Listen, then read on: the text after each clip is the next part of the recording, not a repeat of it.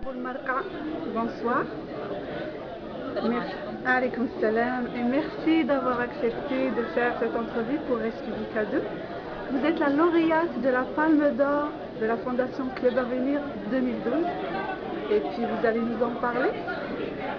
Parler de ce qui m'a amené Oui.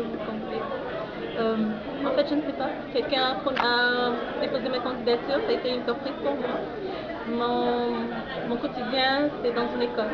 Une école que j'ai fondée avec un autre groupe de femmes. Oui. L'école qui s'appelle l'école de l'excellence, qui se trouve dans la ville de Québec.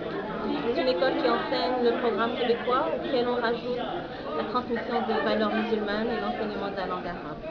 Donc, c'est la mission que s'est donnée cette école-là pour atteindre cet objectif. C'est une école fondée depuis combien de temps? Depuis 2004, elle a été incorporée, mais en 2007, nous avons accueilli nos premiers élèves, comme on avait 17 à la première année. Nous en avons 80 environ cette année-ci. C'est un beau parcours qui a demandé beaucoup d'efforts.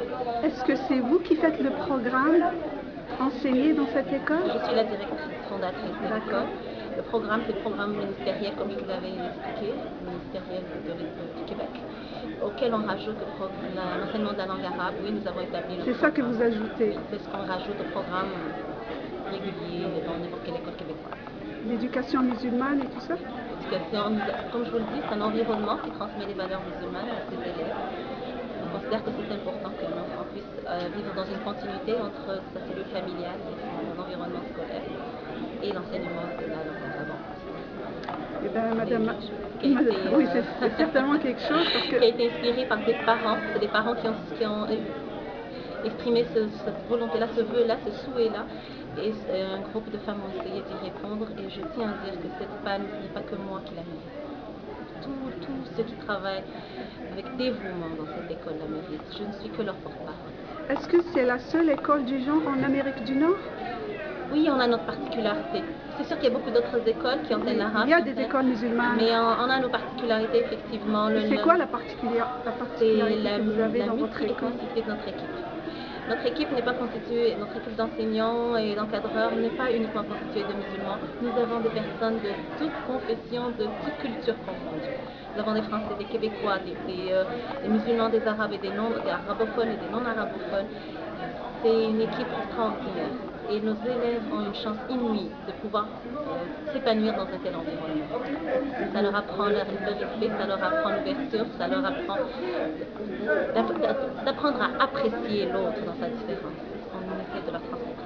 Est-ce que est-ce que vous enseignez aussi l'histoire? Est-ce que vous transmettez l'identité algérienne à vos élèves? Pas uniquement algérienne, parce que nos élèves ne sont pas uniquement algériens. Nos élèves viennent, nos élèves sont québécois. Leurs parents viennent d'origines très diverses. Donc nous essayons d'en faire des citoyens universels, mais des citoyens musulmans universels. Donc ils sont ici au Québec, ils sont québécois.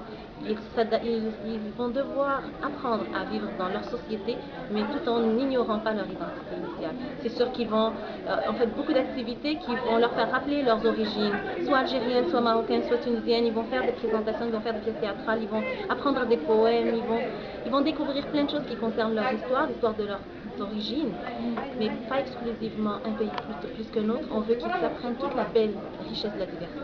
Madame Amira, je vous félicite encore et bonne continuation. Merci beaucoup. Merci à vous. Bonne continuation à vous aussi. Merci.